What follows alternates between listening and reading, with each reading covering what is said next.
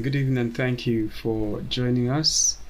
And I'm very excited at the opportunity to be with us once again at this 11th episode of our masterclass series at Boqer School of Government. So, Boqer School of Government is a religious school where we teach biblical principles to and biblical concepts to modern day governance, political and societal issues. Our goal is to look at the scriptures and see if there are one or two things we can pick from there to attempt to answer some of the nagging questions facing our society. If you look around in Nigeria and in many parts of Africa, you will see questions of civilization, questions bordering on healthcare needs, unmet needs, several governance needs. And then you also ask yourself, what are the governance models we are implementing? And these governance models we are implementing, how have they been able to respond to the governance needs? And then what are those aspirations we have as a people? And what are the models? And how are we pursuing those aspirations? And so those are some of the questions we answer at Boqer School. Our primary text is the scriptures. That's how we draw lessons from the scriptures to try to attempt to answer some of the questions facing us. Today we are answering the question, or we are considering the topic, enthroning probity and accountability in governance. Enthroning probity or accountability in governance. Enthroning probity and accountability in governance. So we're going to answer a few sets of questions and in the course of the conversation. So anytime governance is discussed, probity and accountability are usually one of the most desired traits. So when you ask citizens, what do you want from your government? Apart from the infrastructure, apart from the several unmet needs, when you ask them the question, how do you want this government to operate? What are the characteristics of the government? And so when you talk about the characteristics of the government, accountability is usually top of the list. So people want a government that is accountable, and usually accountability is paired with things like responsiveness, but even beyond responsiveness, openness, lean government, and other stuff like transparency and all of those things. And it is proper. And so, but where we are in Nigeria today, and where many of the countries in Africa are, this is not a place where we can say, that our governments are accountable. We are not in such a place. But we also reckon that there have been past efforts at trying to hold our governments to account. And there has also been present efforts to try to hold our governments to account. And so we're going to study a bit of the past and present attempts at holding government to account.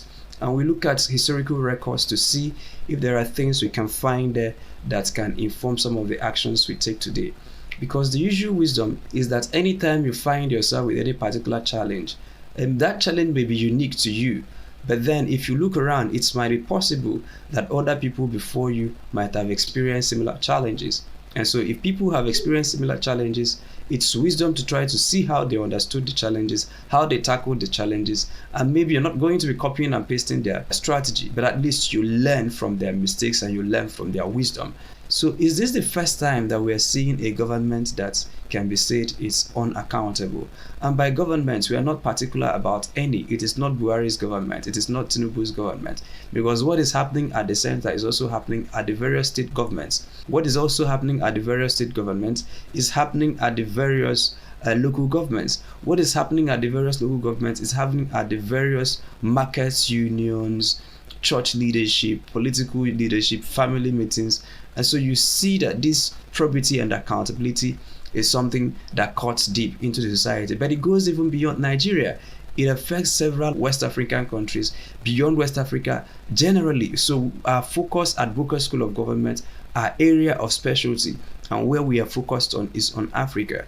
And so when you talk about probity and accountability, you see that it's a desired trait that people want to see in their government. It's a desired behavior People want to see their governments behave in an accountable manner, yet it is something that is endemically lacking in our system.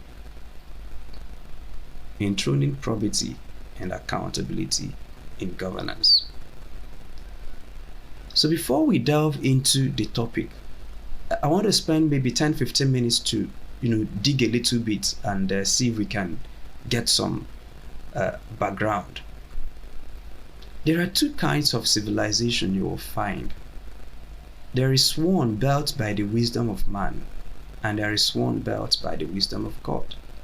And historically, that was built by the wisdom of God has a name.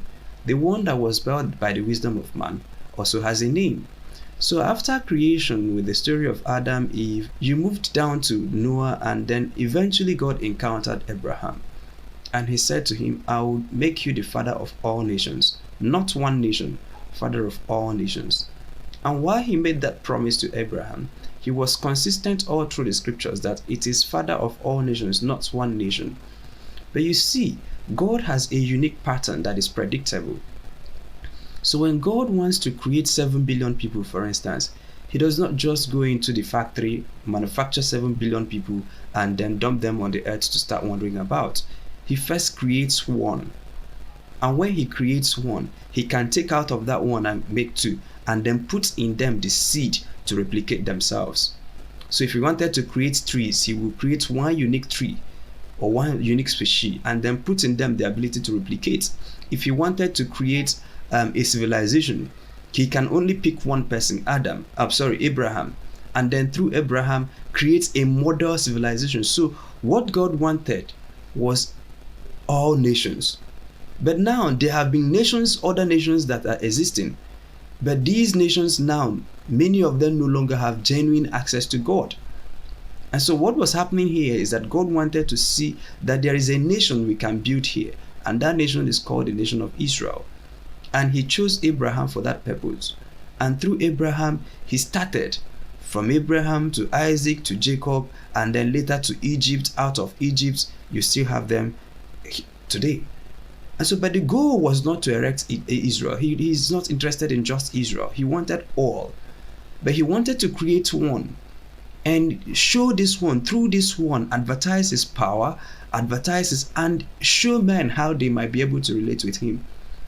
And up to a point where he will send his son Jesus Christ, who will come to die for us on the cross, and then who will now open up that which was usually exclusive to one nation and open it up to as many nations as will embrace him.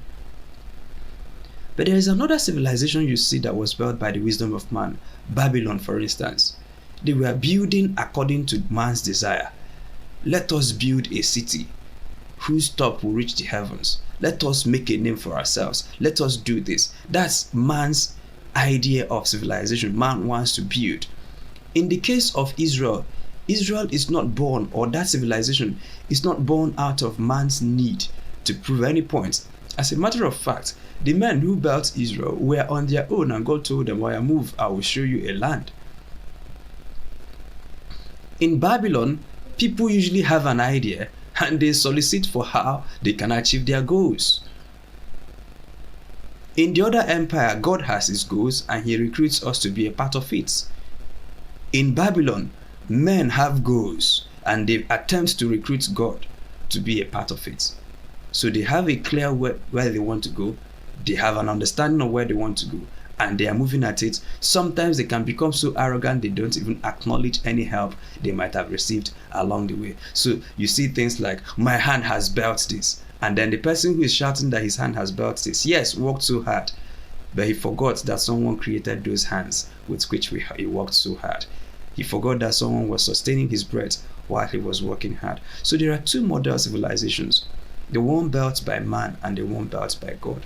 And these two civilizations are equally successful. Look, there are a lot of things that work without God. Not necessarily that they can work without God, but there is a way man can align himself with what has already been set in place. Whether or not he worships God, he will achieve results. And so, for instance, God told Noah in the conversation he had with Noah he was telling Noah about times and seasons. I encourage you guys to read the conversation God had with Noah after the flood. And you will see clearly where he stated clearly about the laws that govern the universe. But then he told you that the laws that govern the universe had existed even before men started understanding science. So things like gravity, for instance, existed before science discovered it. Today, man is at the elementary level of our exploration of Mars. Man is at the elementary level of exploration with, for instance, you saw the billionaire that died with his son, I think a few months ago, where they were trying to see the wreckage of Titanic, and that thing died. But the thing is that dream has not died. Other people will pick up on that technology and keep reiterating on that technology until they perfect it, so much so that they can start building hotels, they can start building tourism centers under the belly of the water. So men have not even fully explored the body of water. Men have not even fully explored the earth. So there are many more things to discover. But even before we started making those discoveries, those things have been put in place by a transcendent being. And by your understanding how those things exist, and by taking advantage of those things that have been created, by taking advantage of the laws of nature, whether or not you pray in the morning, the sun will still shine in your house. Whether or not you pray to God, or whether you are an atheist or you're a theist, the moon will still shine. Whether or not you acknowledge that there is God, once it rains, it will rain in your house. So because of this, anyone who aligns with the sun can harness the sun. Because Jesus Christ says that the Father gives freely to all, that he causes his rain, he causes his sun to shine on everyone. And so when men can take the resources that has been made available by the God of heavens, men can take silicon, for instance, and make a silica gel out of it.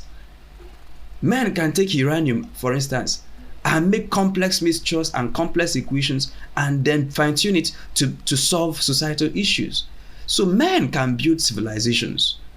And that is where it gets confusing to a lot of people, because people say, but look at China. They don't worship God, but they are successful. Look at this nation. They are atheists, but they are successful. Look at the other nation. And their aim is that only people who worship God will be successful. Well, sorry, that's not how the world works.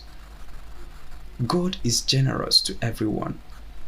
If you see the level of God's generosity, by the way, we are building the foundation to discuss our probity and our accountability, and there is a reason why we are providing this background. God is generous. Even the armed robber that goes out to steal, to kill, and to rob people, it is still God who gives him the breath. Even after he had stolen from people, he may have even killed people, God will still command his kidney to clean out the toxins in his body that evening. Even as those people are shouting, there is no God, there is no God, God is still sustaining their lungs to be able to breathe. That is how God works. And so you don't have to acknowledge him for him to give you his gifts. You don't have to. All you have to do is to align yourself with the principles, align yourself with the resources that have been made available. So if you're a farmer and you go to farm, for instance, and you till the ground, once you know how to till it, once you apply all the laws, once you do all that you're supposed to do, the land had been commanded to yield her increase. And so you don't have to be a Christian, you don't have to be even a believer to be able to till the ground.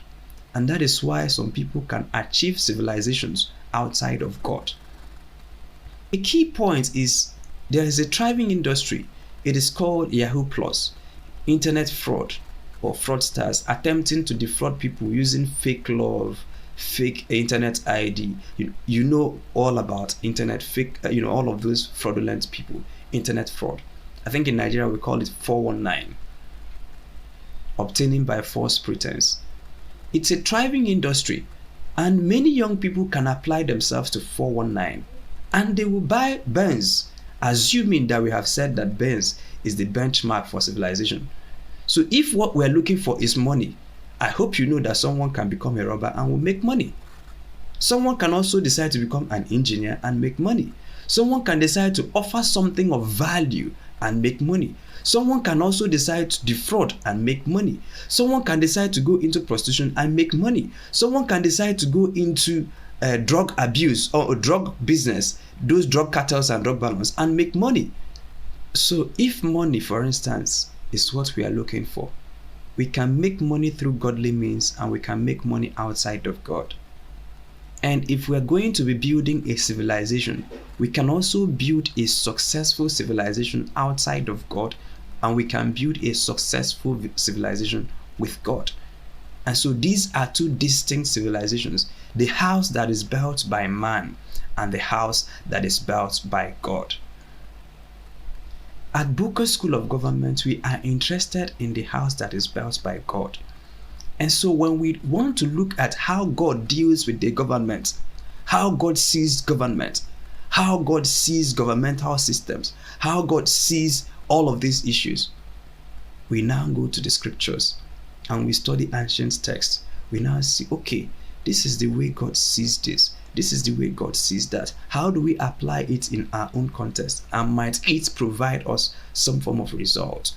Of course, if we apply the other worldly system, it can still deliver results. Like I've given you copious examples. If I apply myself to drug business, believe me, I'll make drug money.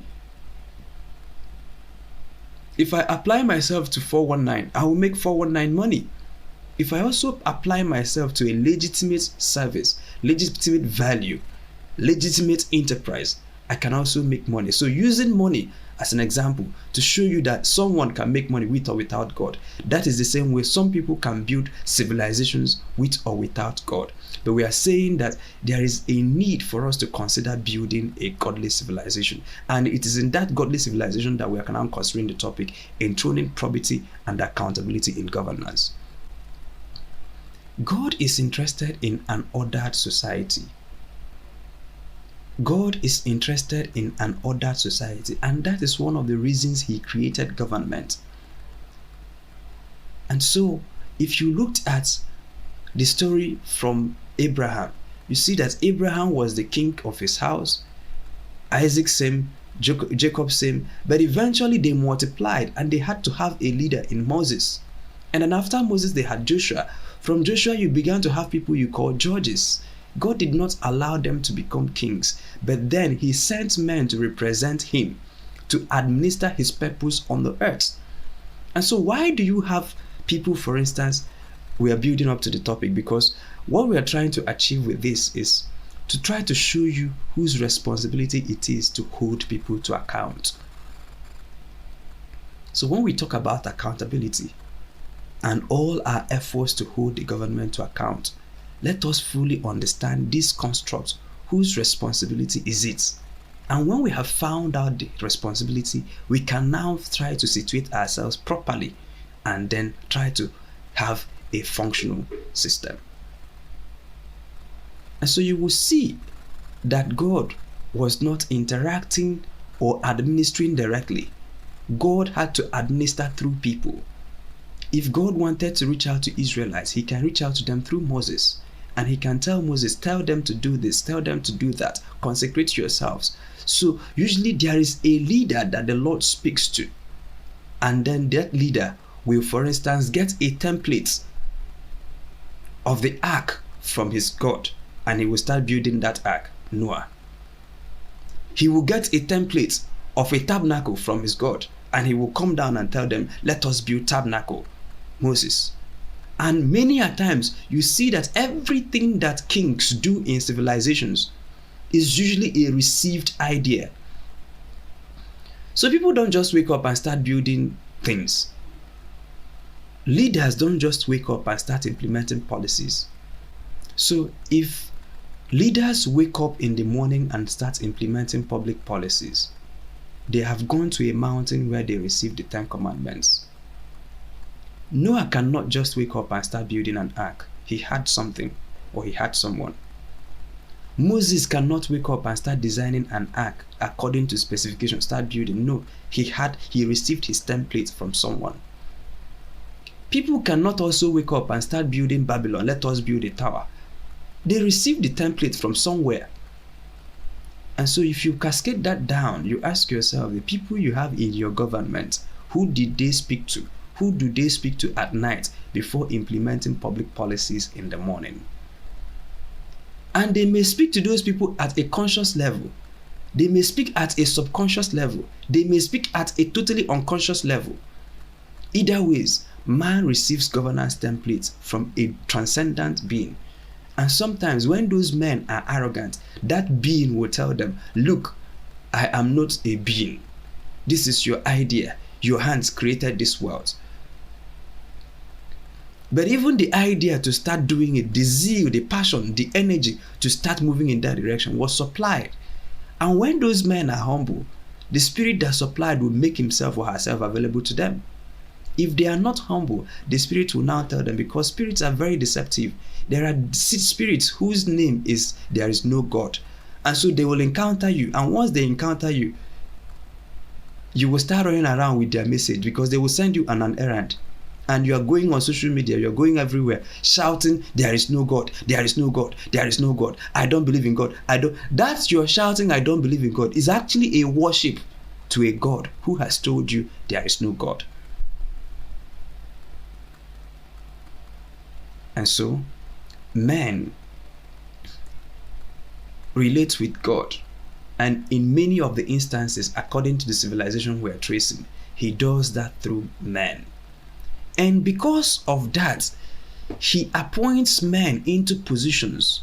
He tells men what to do because he is interested in an ordered society. And why is God interested in an ordered society?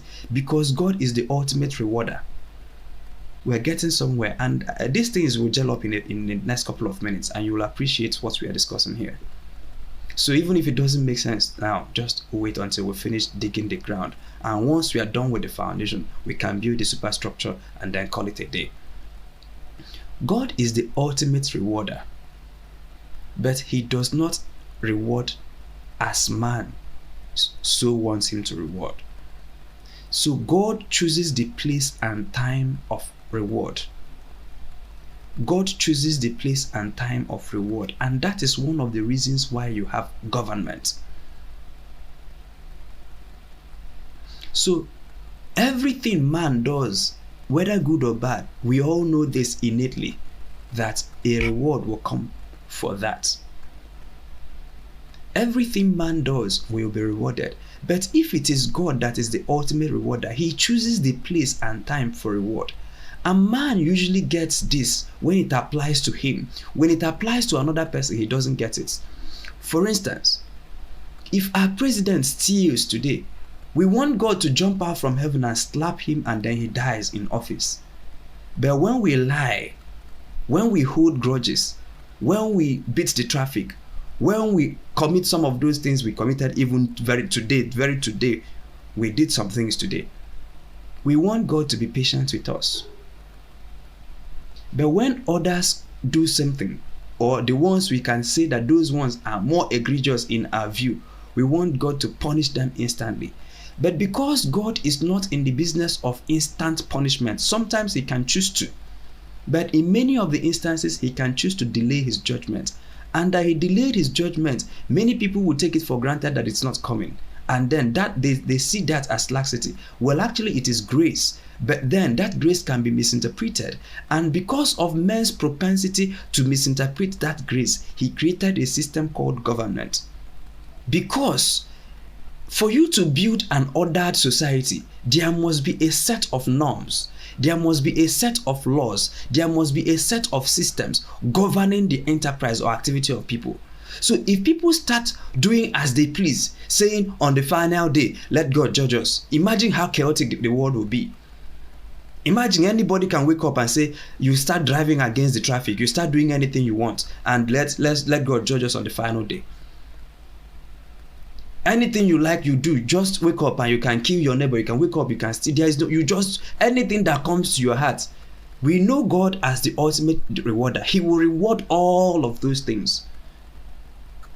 But if God chooses to let men roam freely so that he can reward them eventually, imagine what the world will look like. And so because of that, he delegated the authority to punish to governments.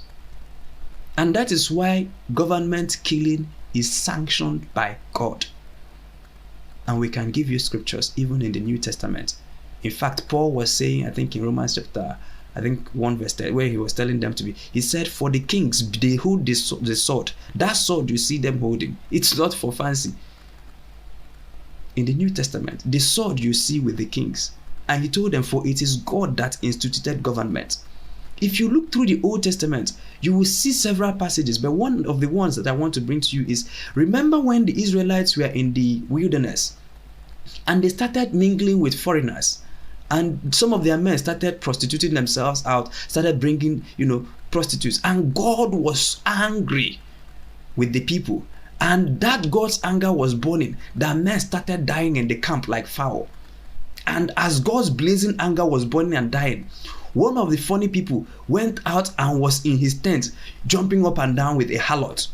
And one of the sons of Aaron went out, took a javelin and killed the man right there. He thrusted a javelin into his chest and killed him, and killed the harlot with one blow. And God said to Moses, because of that thing that guy did, I have turned away my anger. So the Israelites were offending God, and God has had it. And God said, I will punish them today. And while he was punishing them, people were just dying like fowl. And in the midst of his punishment, someone was somewhere still doing that same thing they did yesterday, but they did not get any repercussion. In fact, he was doing it 10 minutes ago, no repercussion.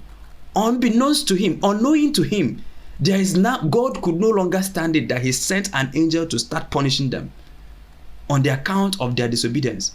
And while he was in the middle of disobedience, punishment came. And people were dying. But because the people that were dying in the front of the camp, it hasn't gotten to him. He didn't know. So he was still doing that same thing that others were being punished for.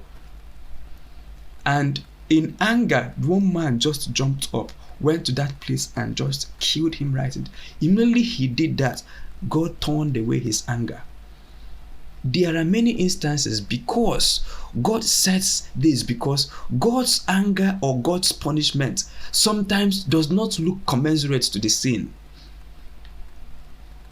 And God's blessings also does not look commensurate. The Bible says, give and it shall be given unto you, full measure, pressed down, shaking together and running over. Well, that is the same manner with which we receive God's grace. The flip side is also true, that is the same manner with which we receive God's punishment. Now, usually on the last day. Or sometimes people can receive part payment here on earth and then the rest hereafter. But you see that God's system of judgment is higher than that of man.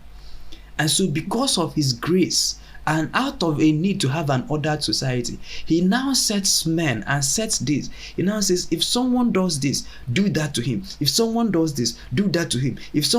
Did you know that the first prison is in the Bible? In the book of Exodus, that was where we found the first prison. Where a certain guy did something that had not been procured by in the law. And they apprehended him. And they didn't know what to do with him. And then they went to Moses. And they said, Moses, this guy was caught doing this. What does the law say? He says, there is no law for this. But wait a minute, I'll go and ask my Father in heaven. And then they now bundle the guy and put him in prison, just to keep him there. If they ask God in heaven and he says, release him, they will release him. So now he's in prison, but he's awaiting judgment. And that's the first prison we ever saw in the Bible. And so you see that these systems and processes are already captured in the scriptures. And so because of God's need to provide an orderly society, he administers through men. So men now have laws, because if you look at your constitutions and look at the 10 laws or the laws of Moses, many a times, yes, it is true that men's rebellion, they have deviated many things, they have deviated from a lot of the things, but they still retain the fundamentals. Thou shalt not kill is in almost all the constitutions of the world. Well, thou shalt not commit adultery is no longer there.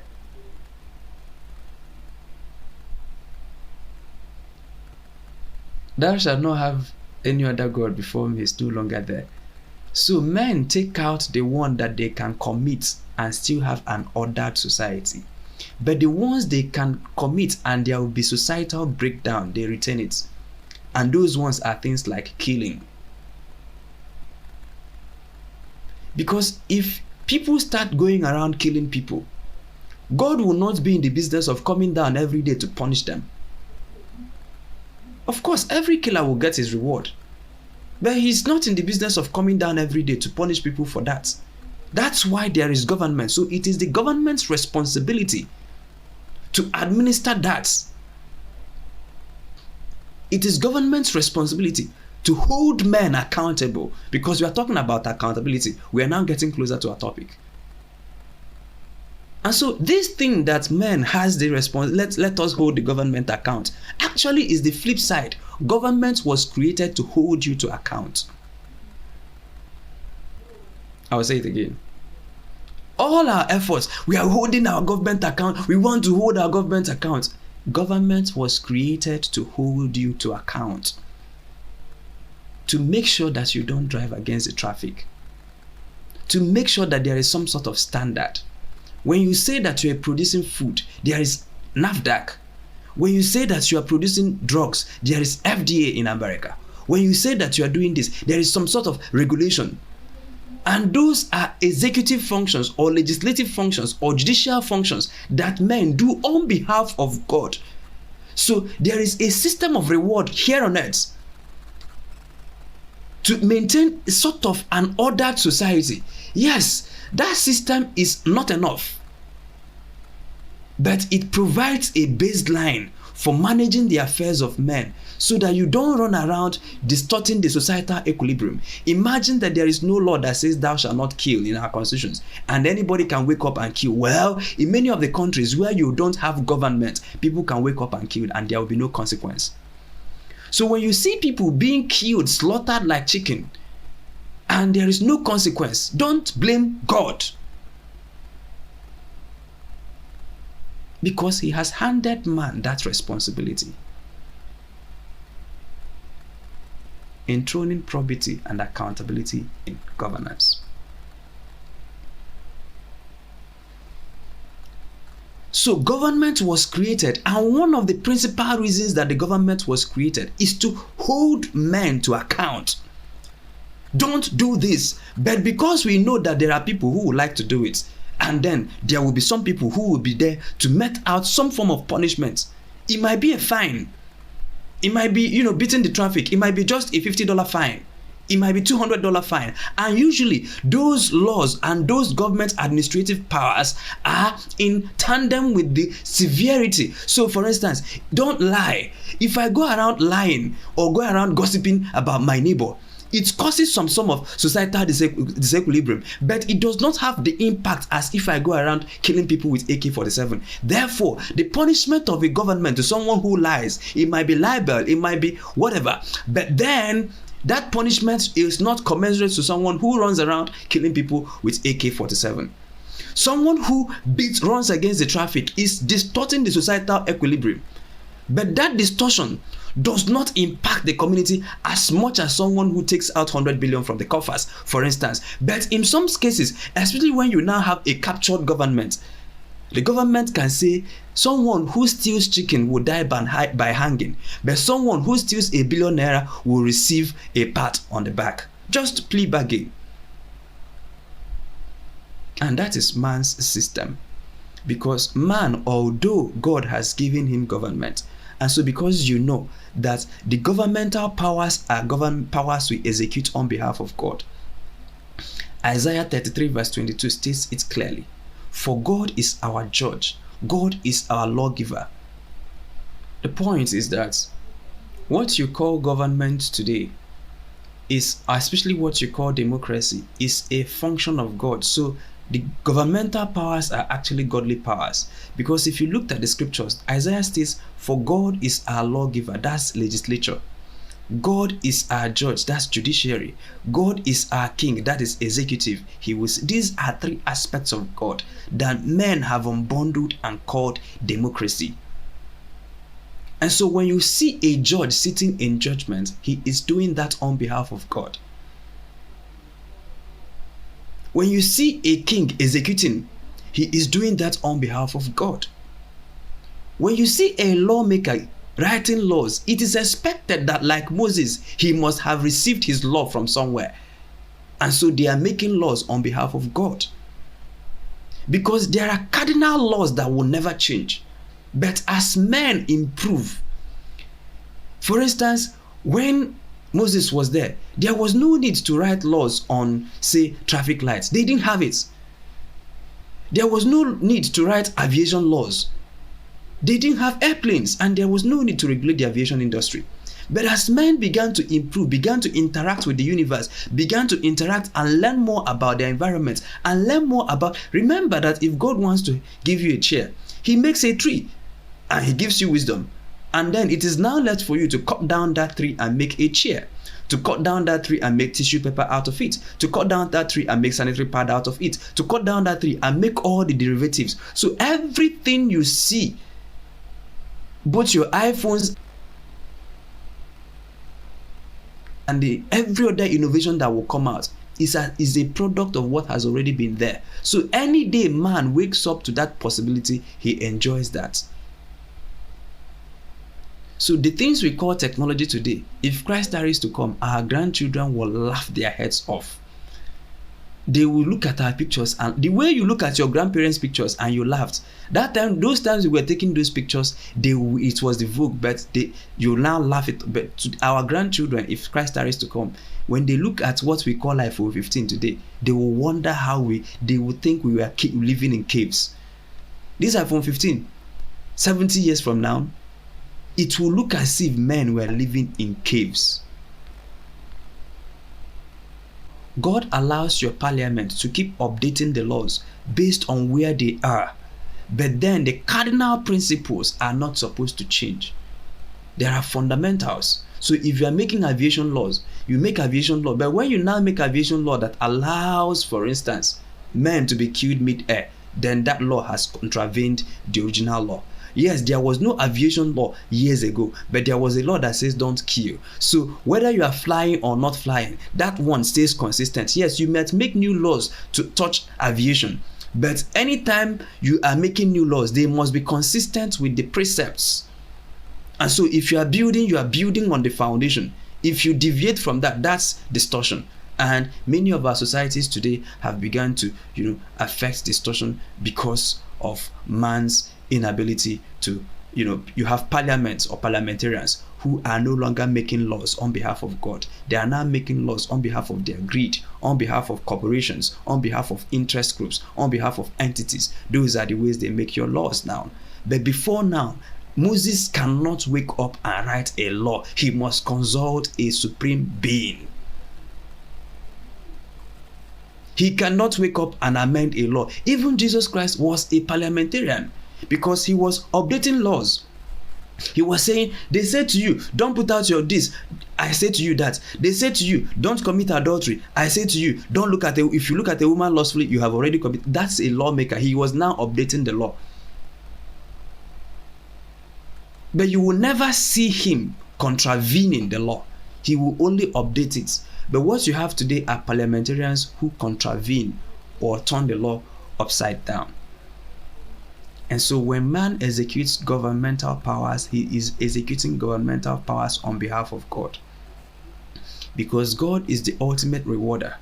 But government is also a rewarder of some sort. Yes, governmental reward is in itself not enough.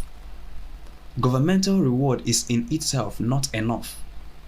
But government was created to hold us accountable, to hold everyone accountable, to say, if you drive against the traffic, we will give you a ticket.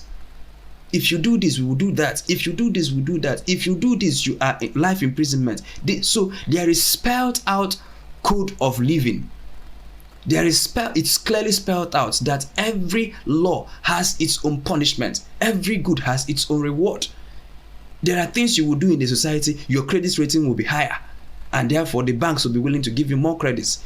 People will be willing to do business with you. If you have social capital, for instance, people, although it is not written, but then people will reward you based on that social capital. So there is the reward that comes from the society, but there is the reward that comes from the government. And it is in that governmental reward that one of the purposes of the government is to hold men accountable on behalf of God. So yes, there will be a God that will ultimately judge all the killers. But before his judgment, let there be a system that holds people to account. Because if you read what God, if you don't hold them to account, I will come quickly and destroy the earth. So if I start punishing killers, my punishment is well shaken, pressed down, running over. If you, for instance, looked at how God operated in the wilderness, you will see when they murmur, ground will open up, and you ask yourself, what is the relationship between murmuring and ground opening up?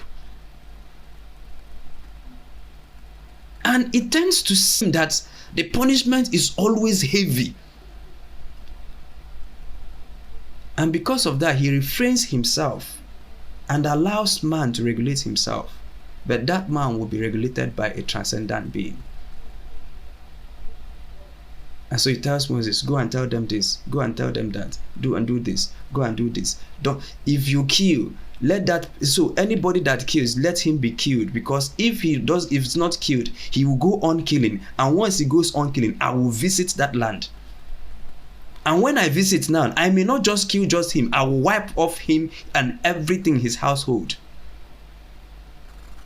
But so that I can preserve his household, go and deal with it. And that is the powers your government are executing. So when you see people kidnapping, I don't understand why people blame God.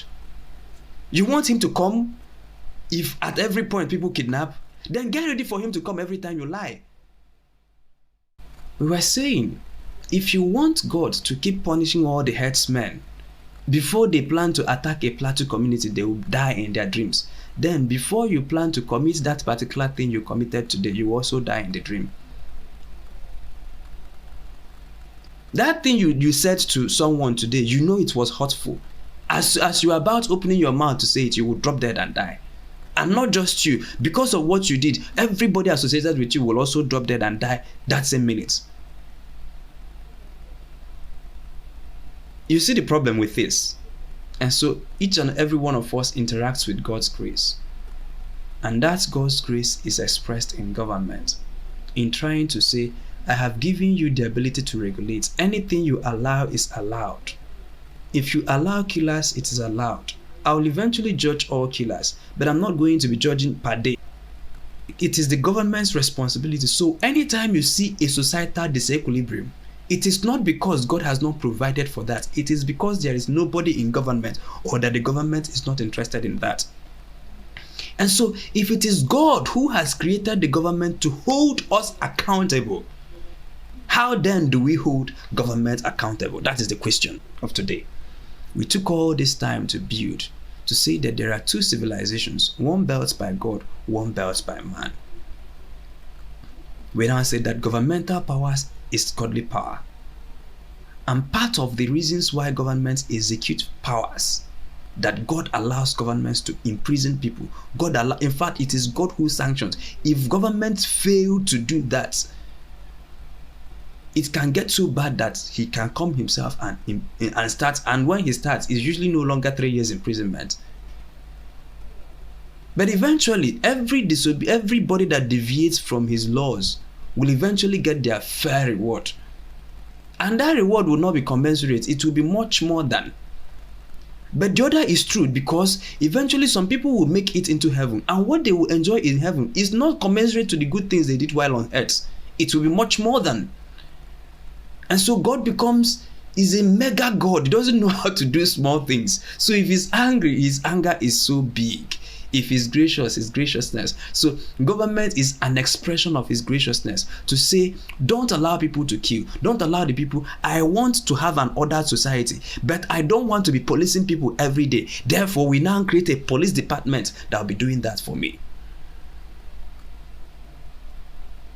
And so it is the government's responsibility to hold each and every one of us to account. That's why if your neighbor does something, you are not allowed to go and retaliate. It is the government that will. So if, for instance, someone does something to you, depending on the severity, like the arguments that Fulani herdsmen have in Nigeria where they are killing people, they say, oh, they stole my cow and I go and burn down their community. That tells you that there is no government. Because anywhere there is government, these disputes are settled by the government. Even if there should be one that will be pronounced guilty, that pronouncement must come from the government. Now that there's someone has been pronounced guilty, if there is a punishment due to the person, that punishment will be inflicted by the government. And so no matter how beautiful you are, you can't go around in America start writing tickets to people saying, oh, you broke the traffic, you ran against the traffic, I'm writing you tickets. On whose authority?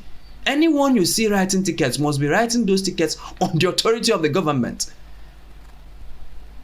Yes, in some cases, governments allow for citizen arrest. So if you are at a place where there's an active crime scene and you can immobilize the perpetrator, you can do that, but immediately after, you hand over to the government. And so government is supposed to hold us to account. So if there is a government that acts on behalf of God, and he has been clearly established, how do we now hold them to account?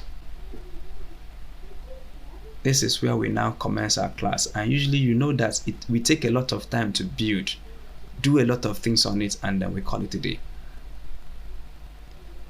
There is a government that was instituted by God, and it acts on behalf of God to create an ordered society. Before God, the ultimate rewarder of good and evil, rewards everyone according to his work.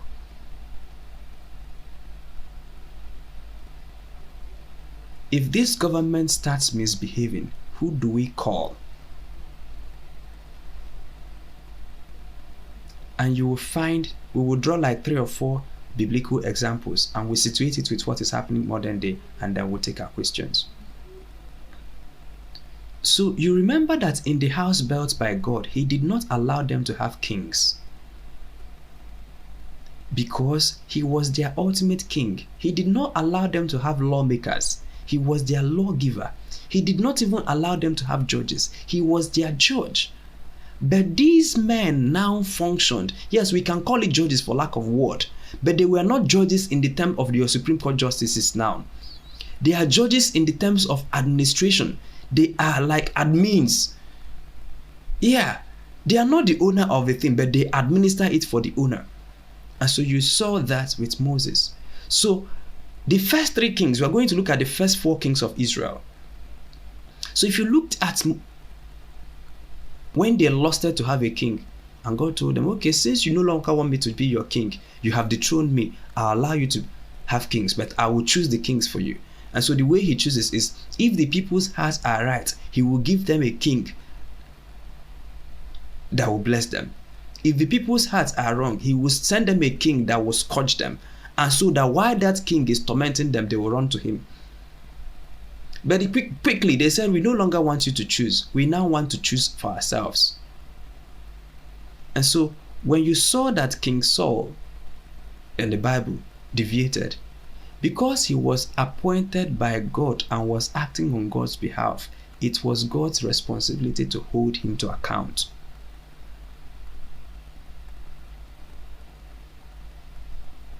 This king was appointed by God to hold us to account, to provide an ordered society, but this one is now running amok.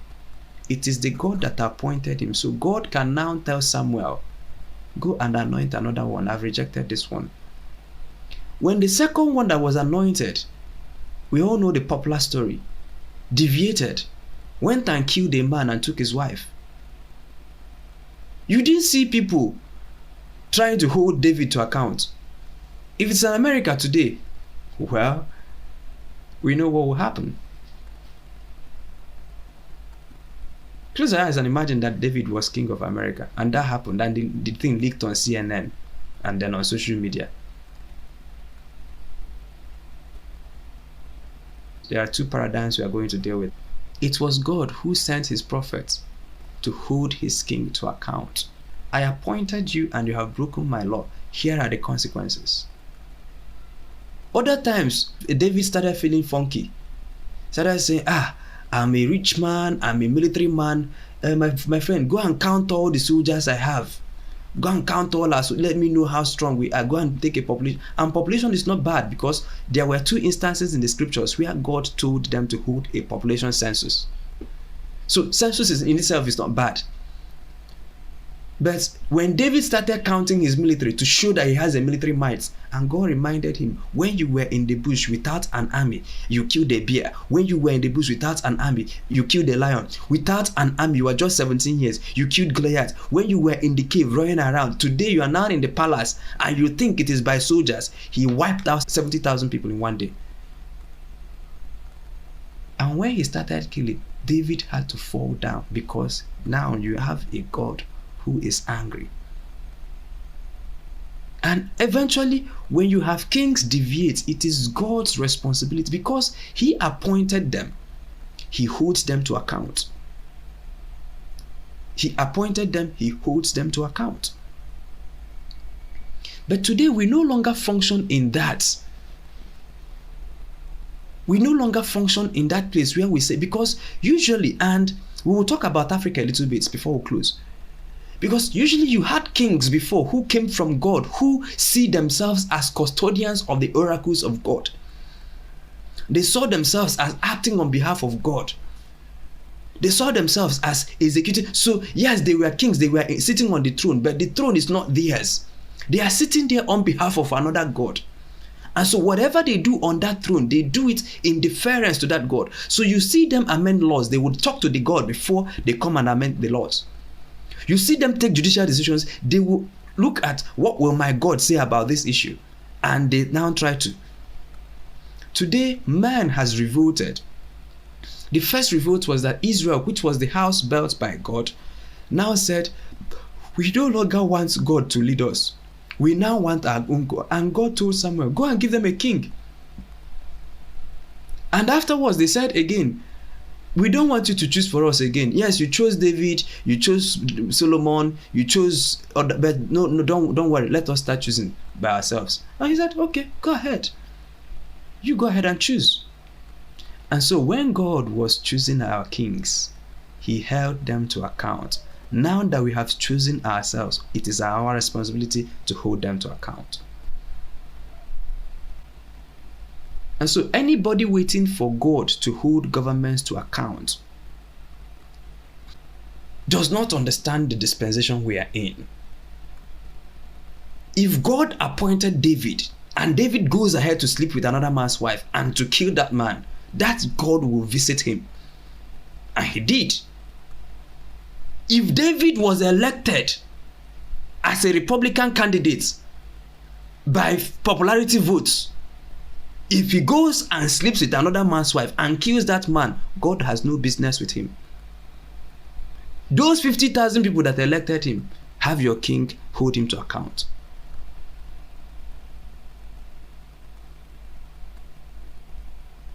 And so you see that a lot of the prayers Christians pray in Africa are prayers that will never be answered. We will have to at some point get tired of praying to God to kill our kings. Kings that we chose by ourselves.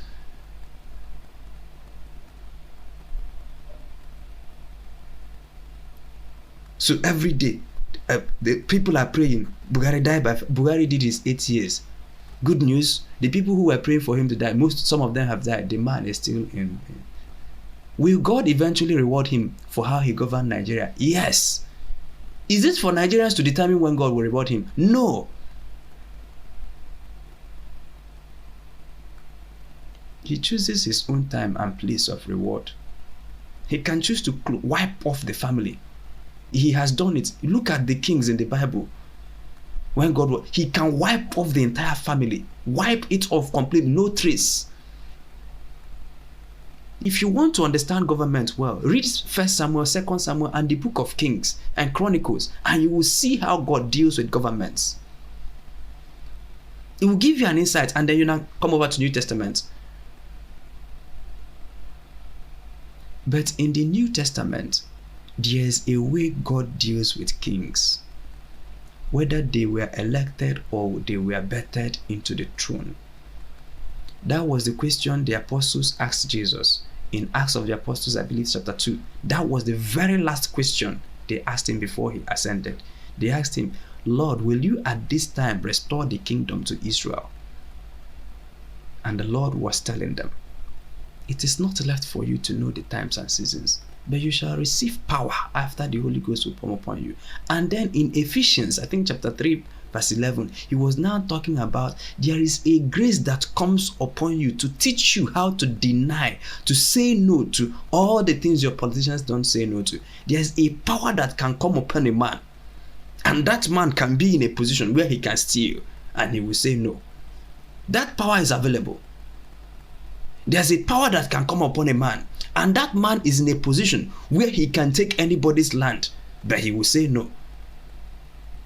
That man is in a position where he can receive bribe, but there's a power that needs to come upon him and he can say no. Internal regulation. Internal regulation. And so anytime God holds people to account, he does that using internal regulation. Ultimately, he will punish all, or he will reward, or let's not use punish, because reward is both positive and negative. Ultimately, God, the ultimate judge, will reward all according to their labor. It's clearly written. Clear. But there is an internal mechanism. There is a law that is written in the hearts of man. And so when man wants to hold people to account, they hold externally. And maybe if I make this point and one other point, we'll call it a day. The best you can do in democracy is external. If God holds someone to account, it is internal. So Jesus will tell the other people, you guys are, you don't know what you're doing. You are just pretentious human beings. You are washing the outward, the sepulchre, but the inside is so dirty. And so when man wants to hold presidents to account, they provide an outward canopy. So they can make regulations. The president cannot sign off money. The president cannot do this. So they can make 1001 regulations to make it difficult for their presidents to steal where they have gotten it. They can make 1001 regulations to make their lawmakers difficult to steal. But yet, their presidents still find a way to serve their purpose. It's better in some places compared to the others. The best they can do is, but when God deals with a man, there will be no camera in every room, but there will be a conscience in the person's heart. So the outward accountability of man, who has said, don't appoint kings for us, we have the wisdom to appoint them for ourselves. Don't appoint Supreme Court justices, we have the wisdom to appoint. Don't appoint our lawmakers, we will elect them and record them whenever we will. Well, how's that working for you? But the best you can do is to police these people outwardly. When you see them do that thing you don't approve, you start harassing them. You start protesting. You start writing about it. The media starts harassing them until they resign. God has a system, because this man is a murderous man. But because he loves his office, he doesn't want to kill, not because he's a good person, but because he doesn't want to lose his office. So because he fears the people, he will have to navigate easily. If you take that same person in America who was a decent politician and put them in the Nigerian system where there are no checks and balances, the real man will jump out.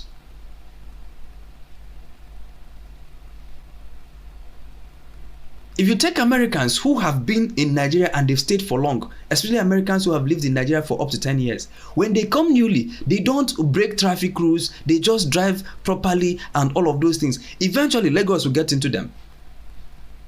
Because now, there is no reward. And once there is no consistent reward, because where they are, there are rewards for not driving against the traffic. Yeah, people see you as a decent person. People see you as... So when they see you driving against traffic in some places, they look at you as if you're an animal that came from the bush. And so because nobody wants anybody looking at him like an animal, he would like to pretend or behave as if he's decent. Take that man and put him in a system and leave him there for 20 years. If he still doesn't drive against the traffic, then that thing is an internal witness, not external.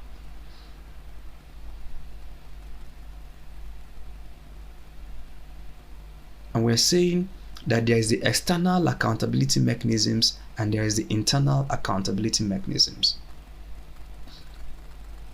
And so, in our culture, our forefathers understood this better than we did. That brings us to two paradigms. So there are two paradigms of accountability. One is inward accountability, or when we talk about paradigms of accountability in the context of this conversation, it means whose responsibility is it to hold governments to account? In one paradigm, it is the responsibility of God to hold the government to account. In another paradigm, it is the responsibility of man to hold the government to account. And in olden days Africa, yes, you would say that they were idol worshippers, but they had traditions, they had customs, they had their God, small God will kill you. And those times where they were fearing that God will do this, God will do that, God will do that, to the point where men now totally dethroned that God and say, let police do the work of that God. And God says, no problems, let the police guys go ahead. And so in many societies in Africa now, you ask yourself, is insecurity better now that we have police, we have cameras everywhere, we have AK-47, we have walkie-talkies, than when market women will leave their market where in the open? They finish selling their goods, they will leave it in the open and go home and come back the next market day, nothing. Because there was this fear of something. But when they quickly took away that thing, even the policemen can now go and steal those things. So we're not advocating for going back to idolatry, but we're saying that in one paradigm, God holds to account. That God may not be the God of heaven. It can be a shrine. It can be the local deity, whatever. But at least there is a functional understanding of God. In many places you call modern and civilization, they have so thrown away God that there is no understanding of Him and no responsibility for Him whatsoever. And so they have said, we will do it by ourselves. Don't appoint kings for us, we will appoint them by ourselves. Don't hold them to account, we will hold them to account by ourselves. How is that working for you? How is that working for the ordinary man in America, for instance, who looks at the 2008 economic crisis, and people are not in jail for that? The big banks and the people who were betting on that, nobody was in jail. In fact, some companies became too big to fail. Corporations can do whatever they like. And when they're about failing, they trust that the government will come and rescue them. Because if they fail, the economy will fail with it. And so for those people, nobody will you don't see them in jail. You don't see them in prison. But go to prisons in America and look at the people who populate their prisons. These are people who may have stolen $5,000 and they're in prison maybe for life. And there are others who will steal $50 million, $100 million, using the technicalities of law, of course. And government will bail them out. Who will be reckless with the economy? Who will be reckless? That is the best that man can offer. This is the place where you can say, their citizens are alive to their responsibility. That is the best they can offer. The best way, in my view, for us to enthrone probity and accountability in governance, because government has enormous powers. And no matter how many laws you write, no matter how many amendments you make, no matter how many cameras you put in the room, people will still, I've told you this before now, America has one of the most sophisticated tax policies. In fact, their tax document is so voluminous that you may have to get a PhD to actually understand what they're saying. Yet, the way people okay, we cannot call it evasion. Okay, there's one that is technically evasion, there's one that is technically avoidance, and there's one that is technically being smart. And you see the way people are smart around their taxes. They keep updating it, but still there are loopholes. Whether those loopholes are intentional or unintentional, the question is that there are loopholes. This is just on taxation. And there are several regulations. America is the most regulated society. So there is almost a law on everything. Yet, because they are trying externally. The way God regulates is to regulate internally. So there will be no 10,010 laws on taxation, but He will put something in your heart called conscience. That if you are an executive governor, after taking an executive decision, something will prick your heart and tell you did well. At the end of the day, another thing would prick your heart. That same thing would prick your heart and say you did not do well. After David takes governance decision, something will rejoice in him. After Solomon takes the decision, something would not rejoice well. But that also leads us to the point that men can be appointed by God and they can choose not to respond to God.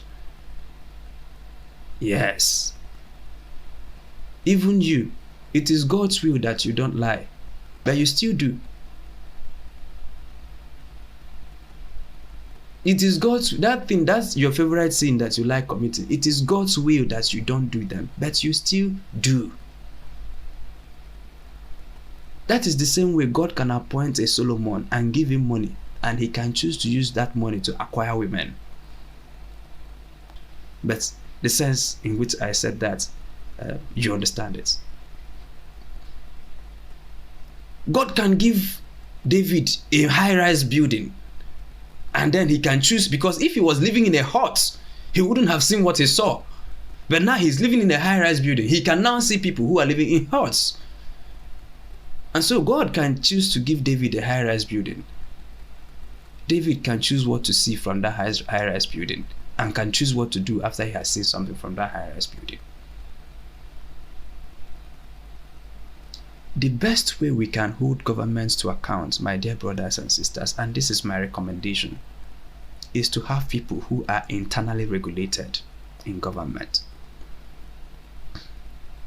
If you have people who are not internally regulated, people whose consciences are dead, every other thing we'll do externally, we will have to spend a great deal of effort, yet it won't still be enough.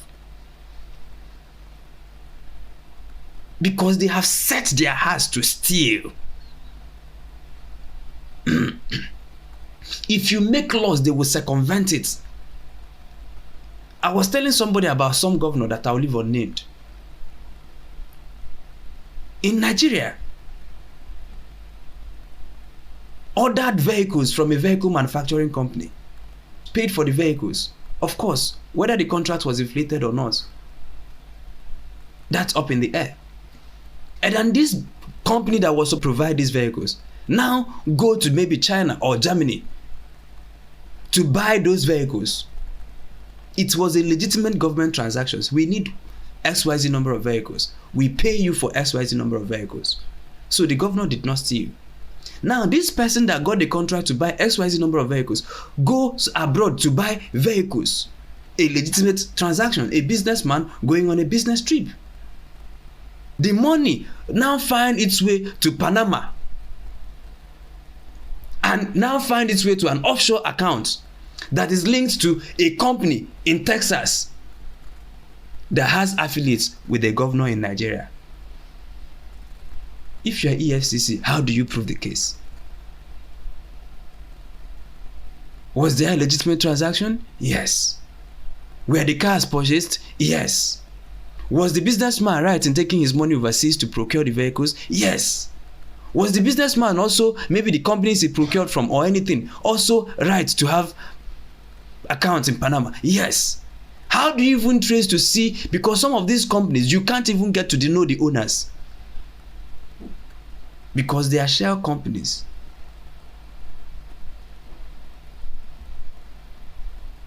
Those things still happen even in today's America. They happen in Nigeria. They happen everywhere.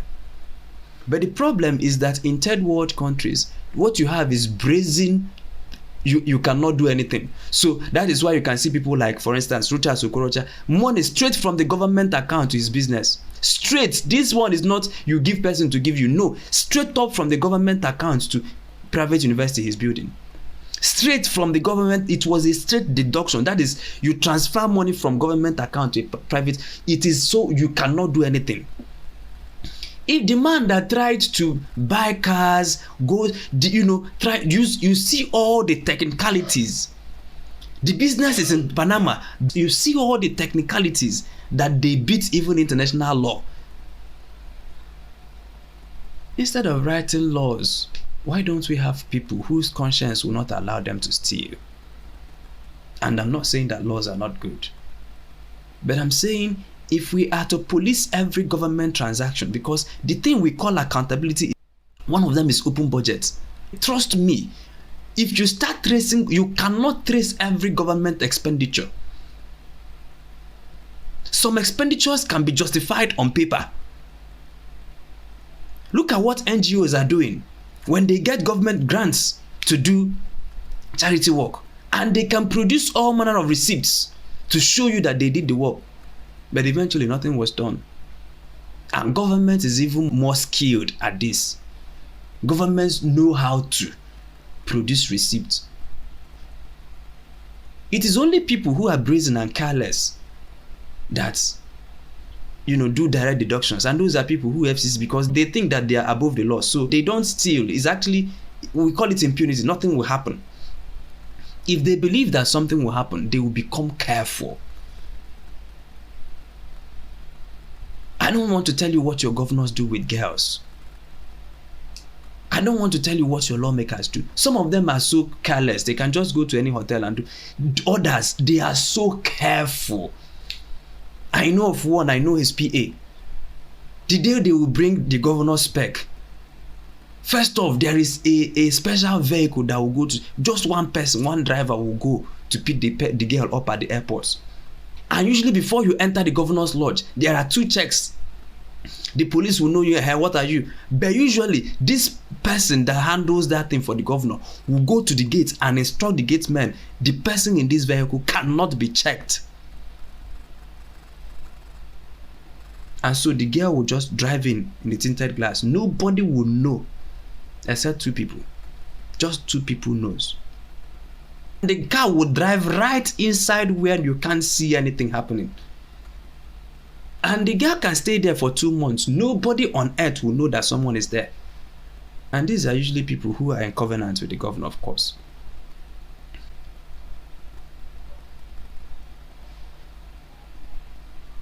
Is it not better to say to just write that thing in the heart of the man?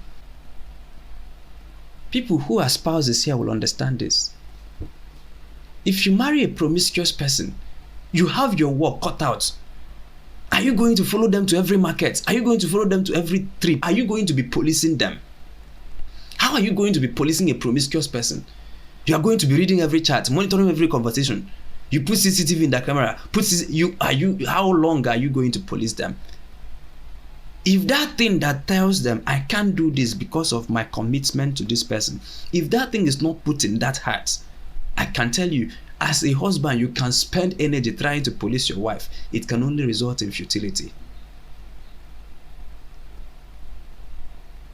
If that thing is not put in the man's heart, the wife can try all she can. It can only result in futility. We can write all the laws about holding our governments to account. We can write all the laws about transparency. We can write all the laws about open budgeting. We can write all the laws about all of those other things we copy from the West. Or we can insist, look at what we are doing in Boqer School of Government, that we are now doing because people here, people are not coming here to hear me speak English. People are coming here because the Lord invited them to be here. And many of us here are leaders. That in our respective fields, we don't look at whether the CCTV camera is on or not. We don't care whether they will find out or not. There is an internal regulation.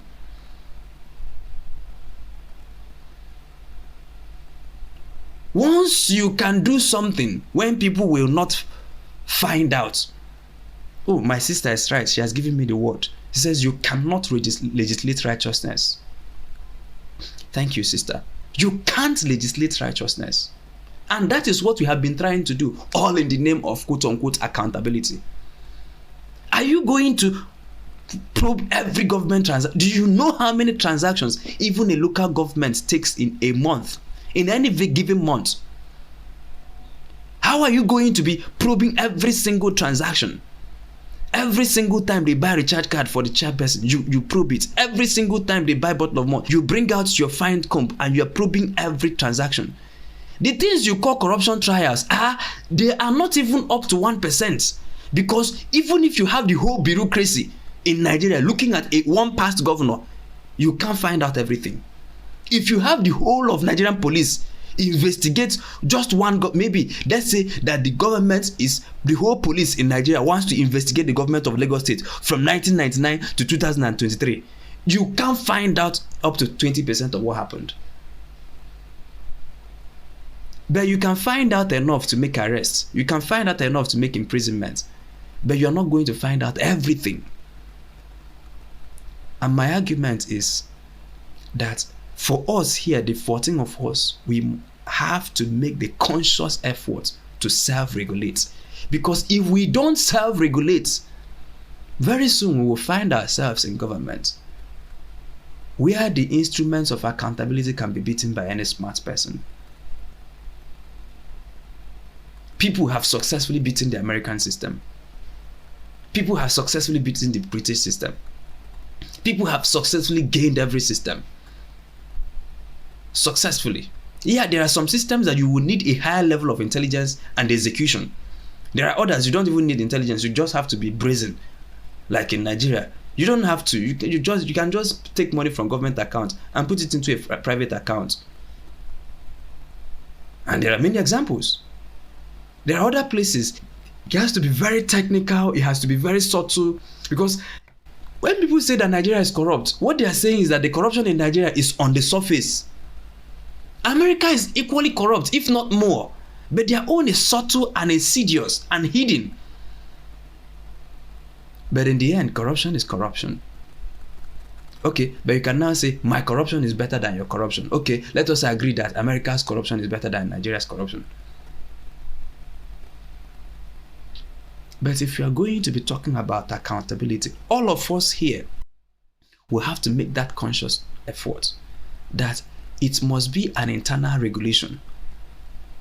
If that thing is not internal, the external cannot help.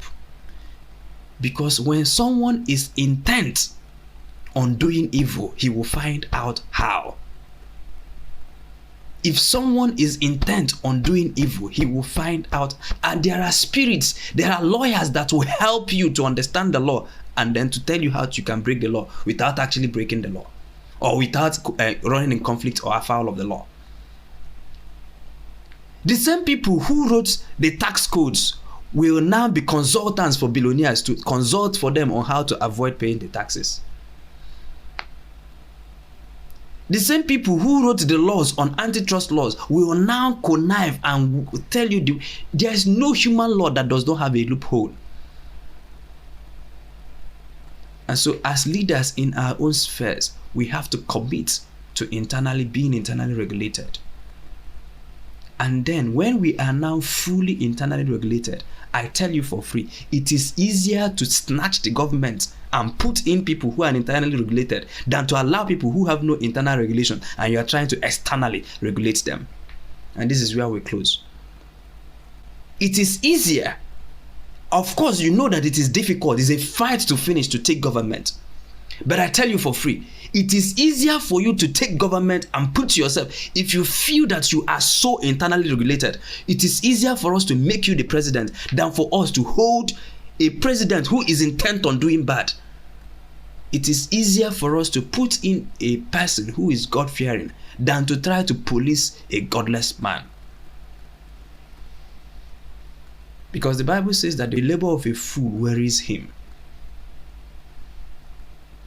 What God in heaven was doing by himself, man says, no, don't do it again. We want to do it by ourselves. And that's where we are. And he has left off to police our government, to hold their to account. But we're saying now that the model we are running on is good though. It can give you success. Remember, we are talking about, because when you go on Twitter, people will say, but China is doing, but this. I say it is good. It is good that Yahoo people are making. Benz is a good product. So Benz, if Benz ownership is what we are looking at, yes, some people can do Yahoo Plus to own Benz, and some people can provide thing of value. And I'm using Benz as an instance. I could use any other brand. It can be Toyota. It mustn't even be cars. It can be whatever that man calls success.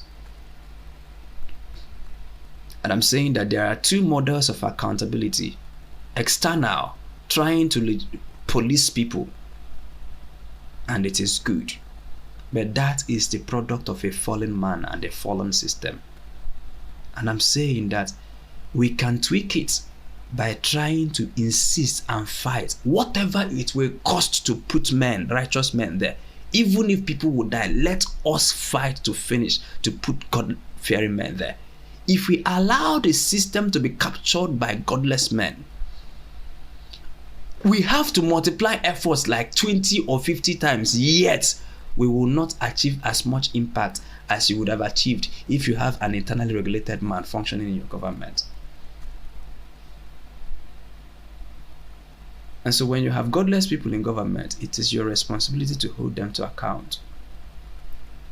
But after you have tried your best, election year will come. Fight to finish and put men and women who are internally regulated. That does not mean that they will obey God all the time, but at least they can still go back and ask for forgiveness. David can still commit adultery, but if you hear him crying to the Lord, externally regulated men, no. Once they find a way to put out your CCTV, they will still be doing what they are doing. An internally regulated man maybe can be under pressure and he can steal government cover, but he will be in pains if that conscience is still working. Someone who is externally regulated, who is hell-bent on doing that, once he finds a loophole, he will exploit it. But it's also possible for someone to be internally regulated and they meet an office or an opportunity, and that opportunity becomes overwhelming that they change. So it is also a possibility, and I think that will be the last thing I will say, and we'll take questions. So if you're here, please prepare. If you have questions, contributions, the phone lines will be the room will still be open for contributions. So you will have an opportunity to ask your questions or make your contributions. It is possible for someone who pretended to be internally regulated to go there, and we will find out. It's also possible for someone who is genuinely internally regulated to go there, and the kind of things he sees there, he will not tell that internal regulation, wait a minute.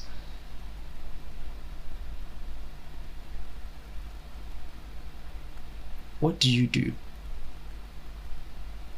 if you find yourself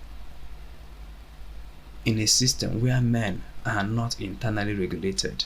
You have to double down on external regulation.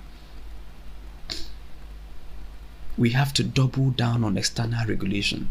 Not just writing laws you will not steal, but we will be following bumper to bumper. That's the only way, brothers.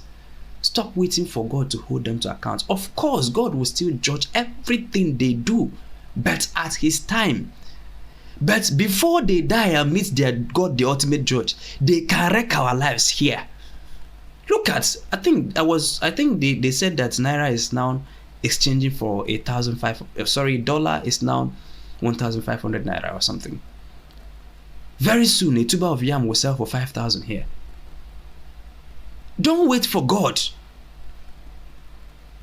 It has to be here. We have to do, because if we were operating the other one, he can intervene. But now that it is left for us, we have to. But after we have policed them to the best of our capacities, we have to drive all our energy in getting the right people there. But it is not in getting the right people, in becoming the right people. Let us stop looking for good presidents. Let us become good presidents. Let us stop looking for good governors. Let us become good governors. Let us stop looking for good lawmakers. Let us become good lawmakers. And as part of this class, because this thing, I taught it to my people, I think as far back as July 2000, but I know why many people don't like to be in government. Not that they don't like it, but they don't like the warfare aspect of governance. Stop trying to say, oh, we elected him and he disappointed us. Elect you. Let us elect you. Because you are so passionate about the issue. It's a proof positive that there is something God put in you. But because you don't want the associated burdens of that thing God put in you, you prefer to stay somewhere and be criticized. No, come out and become the governor. You can. But eventually we will be aware that the system can corrupt us. And that is why even the person who is internally regulated will now also externally regulate himself. The person who is internally regulated will have to externally regulate himself. The man can say, okay, I'm committed to my wife. I don't want to hang around. I don't want to commit. I don't want to break my vows to my wife. And that is good. But you don't go clubbing at night, dancing with strange girls, drinking alcohol and booze, and then expecting nothing to happen. There are certain places you should not be. You can't be found in a hotel with a lady and then you are doing business. Find a third party there. Yes, we know we trust you and you trust yourself. But just in case the temptation wants to be overwhelming, just put a third party to protect yourself. And so this is now class for those who will be in government. Yes, your conscience is there, but there will be days, even all of us know here with our own experiences, that there are days your conscience is not enough to hold you down. There are some days you are powerful. Once the sin wants to come, you say no. They can't even come. But there are days where your defense system is so weak that you now rely on external defense systems. That's now an advanced class for those who are in government or those who will be in government. But maybe one of these days we can teach that, because it's an internal regulation, but it has to be backed up by an external regulation, so that the day the internal regulation is not firing, the externals will be there. If you have this protocol around you, for instance, on stealing, that 3 or 4 people must sign off on money before it is spent. And these 3 or 4 people knows your position. And these are equally people who are men of integrity. The day your integrity will collapse, the integrity of the other 3 will hold you. Because you won't even find the face to go and tell them what you want to do. But if you're a man of integrity and you surround yourself with 3 crooks, the day your integrity will fail you, they will say, oh God, we've been waiting for this moment. We've been praying for you, for your integrity to fail. So any man who is internally regulated will also within himself now put external regulation around him. But you have people in government, no internal, no external. They run your government like Banana Republic. And that is what you have in many of the countries in Africa. At this point, I will stick and invite you to make your questions or make your contributions, and then we can call it a day. Ms. Ross says you can't legislate righteousness, and that's very correct. And it says Babylon taught the world had to be corrupt. Yes, if they can teach men to write laws, they can also teach men to break those laws. If those laws were written under whatever inspiration, men functioning at another inspiration can beat those laws. Look at the laws Nigeria had on elections, although the laws were not flawless though, but men still found a way to corrupt them or to beat it. So the idea of ethics means let's do good. And so the idea that good is to be done or that good exists has to presuppose the point that there is a good person. And the ultimate good person we see here is God. But ethics is funny in that it wants to do good without God. And so for a young person that wants to be in leadership, not because he wants to make money, not because, but he feels that he has skills, that he has something to offer the society. He feels that this is his unique contribution. Just like the way artists feel that their drawing is their unique contribution to the society. a tailor feels or a designer feels that their design is their unique contribution. So this person feels that since I have this thing that draws me into government, this is my unique contribution. So where do I go to? At least if you want to become a reverend father, at least there is a seminary school. If you want to become a priest, at least there are priests that are going to mentor and tutor you. If you want to become a politician in Nigeria, who do you go to? And those are some of the questions that Boqer School is answering. There are a lot of people, they want to do good, but they don't know how to. They just need a model. And what I was looking for is one person. Let me see one person. Not one person that is speaking English, because I have often said that the problem I find in Nigeria is that those who know politics don't understand governance. And those who understand governance don't understand politics. So you need a mixture of politics and governance, because you need governance to be able to do all those things that people want done. You need governance to balance your economy. You need governance to drive development. But you need politics to acquire and retain power. So if you know governance and you don't know politics, you will end up speaking English on Arise TV. After your Twitter presentation in English, people will clap for you and you go home. That's why you will have people like Professor Lumumba in Kenya.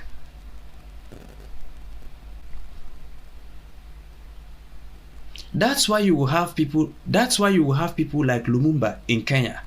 And people who don't have his credentials are running the economy of Kenya. That's why you have someone like Peter Obi in Nigeria. And people who don't know less than up to 10% of what he knows are running Nigeria. And if you allow Peter Obi, he will continue to speak English on Arise TV. And Tinubu and his cohorts will be doing what they're doing. So what I'm looking for are people who understand politics and understand governance, and they are doing it in a godly way. People like David, they know when to kill and when to spare a life. I was telling someone, a major financier of one of the major financiers of, I was speaking with her in the morning, and she was telling me, you know, we took the right decision in 2023, and my goal was not to tell them that they didn't take the right decision. And I said, Mom, that's what I call. I said, you need to. I said, do you know the number of Nigerians who die weekly because they cannot afford basic anti-malarials? The malaria that we used to have, you know, we don't even go to hospitals in Nigeria. Once you have any symptom, everybody in Nigeria is a medical doctor, by the way. Once you have symptom, you already know what it is, and you go to a pharmacy or a chemist, and you tell them, mix the drugs for me. Give me this. You already know the names of the drugs and what they do, and by what dose you should take them. Just in case you don't know, there's usually an attendant there, a sales girl, some of them not qualified. You tell them what the symptoms are and they try to. But today, I tell you for free, do you know the number of Nigerians who are dying on the account of malaria because they cannot afford basic malarials? Just this year alone, we are on the 30th day of this year. Do you know how many young Nigerians are killed, arrested, or imprisoned on the account of trying to emigrate from Nigeria?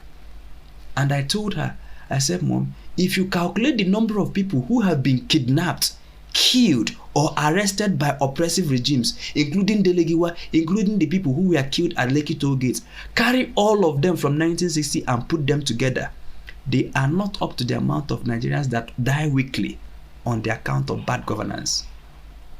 The people who are killed in insecurity, the people who die because they can't afford drugs, and if you have governments that is functioning, these people would not have died.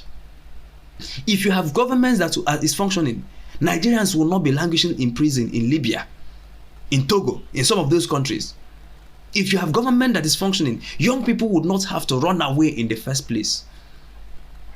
And so you said you don't want people to protest because you don't want them to be killed. But now, because they didn't protest, they are now being killed in their thousands. Thank God to malaria. Thank God to immigration. Thank God to insecurity. And very soon, depression is hitting Nigeria. Say that I told you, it's going to hit Nigeria badly. You will begin to see news of suicide of young people. News daily. And the number of Nigerians that will take their lives. And so when you are saying, oh, David knows when to fight, He also knows when to sheath his sword. He knows when to run to God and say, fight my battles. He also knows when to go and fight. So you are not looking for that politician or who is always crying, God help me, God help me. He knows when God needs to fight. He knows when he needs to. So it's an intelligent combination. It is not him that does it. It is him and his God. There are times God will choose to do it himself. There are other times God will choose to. Have you ever wondered why God did not send an angel to kill Goliath?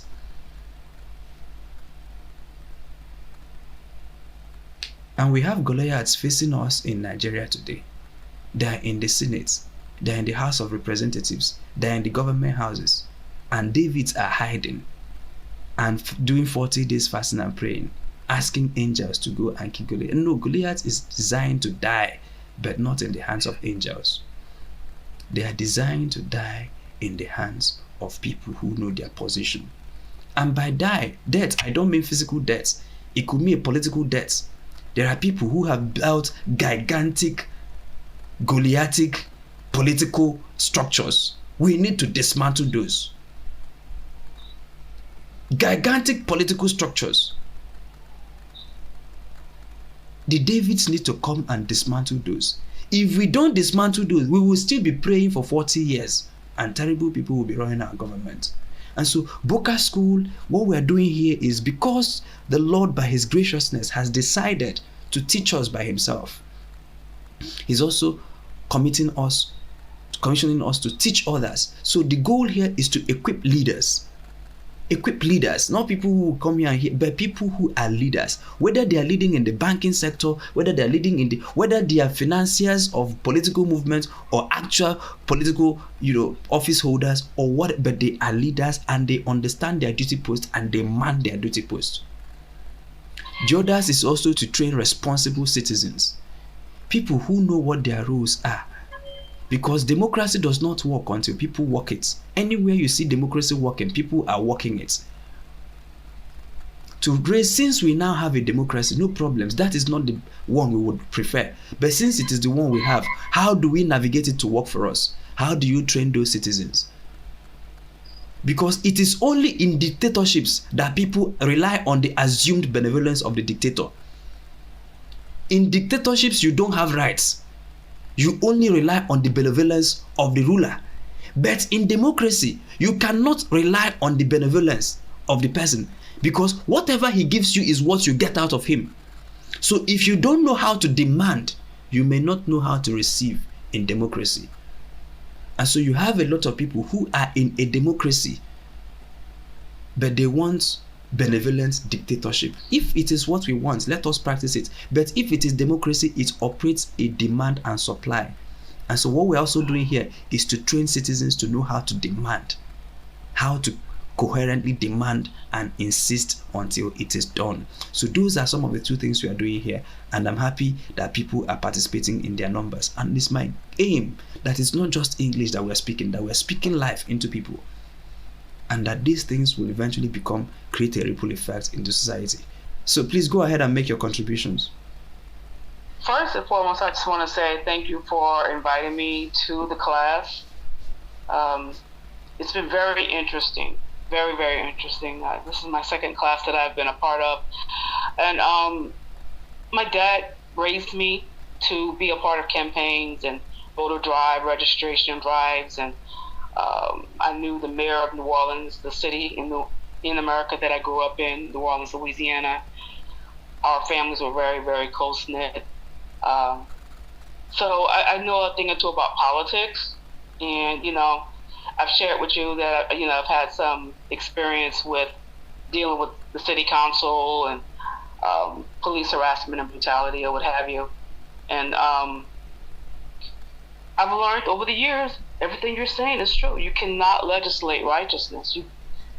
People are people, and we have the faith in these people that we put into office, or sometimes that are placed in office. But at the end of the day, it's up to those people to decide if they're going to do what's right once they have that power and that money available to them. And what you said is so true. People, the only answer is to have godly leadership in office. Because somebody has to have that internal conviction to say, I know I can get away with doing this. I could do that. I can abuse my authority. I could sleep around. I can steal money. I can make the police and the army do whatever I want them to do. I can set up government departments that go around and do whatever.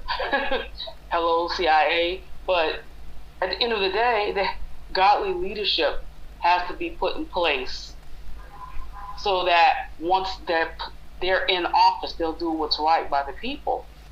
And I don't know exactly, to be honest with you, I don't know exactly what can be done besides, us praying, us participating in the governmental process. What can be done to place godly leadership in office and to support them once they're in there? Because we can have godly leaders in a government system that's corrupted. And so they're constantly, like you say, in warfare because they're trying to do what's right. But everybody around them is doing what's wrong, and everybody's pressuring them to do what's wrong. Not giving them an excuse, but I believe the warfare for a lot of the godly leadership is very real. And so I guess maybe we can have a class one day on finding out how, once we put godly leadership in the office, or they're in place in office, elected into office, how to keep them there and how to cover them in prayer. If more training is needed or mentorship while they're in office, because a lot of people have a good heart. They want to do what's right by the people. They want to help and serve the people, but they don't know how. So I think the school is great. This is a great idea. I thank you and applaud you for having this and for having me. And that's all I want to say. Well, thank you so much, my dear sister. I appreciate your coming around and for your contributions. And it's nice having you around here, and I believe there is a purpose for you being here and a purpose for me being here. And while the problems can be overwhelming, you also find that, for instance, if the devil wants to Eve to eat the apple, or let me rephrase, the problems can be overwhelming. But what you see here, if the devil wants to do something, he sows a seed and waters it, and he's a very patient being and allows it to grow. If God wants to do something again, he sows a seed, waters it, and allows it to grow. And that's why the devil wanted to get them out of Eden, but he could not get them out of Eden. But he knows that he can set them up against the person who will drive them out of Eden. And so he comes by subtly marketing the apple. And so he put a lot of PR around the apple, raised billboards, hired consultants, did a good campaign around the apple, and eventually they ate the apple. But the apple was not his goal. And that is the way we are sowing a seed here. That yes, we have a terrible governance system and a terrible governance model. We will have to take over, but it's not in one day. We have to clear the ground. And what I see is that the opportunity I see, and that's why I'm doing this, I am not in doubt that what we are doing will make tremendous impact. Because believe me, there are a lot of people who genuinely want to do good. They just don't know how. And for some reason, and maybe the church is not teaching this. What the church is doing, the best they can do is to tell you that this person will win elections, vote him. But the church, maybe the ones I know, so let me not speak generally, but we can raise Christians. Yes, you see Christians in positions of responsibility, but they have not been adequately trained. They have not been adequately mentored. And then part of what you also said is right.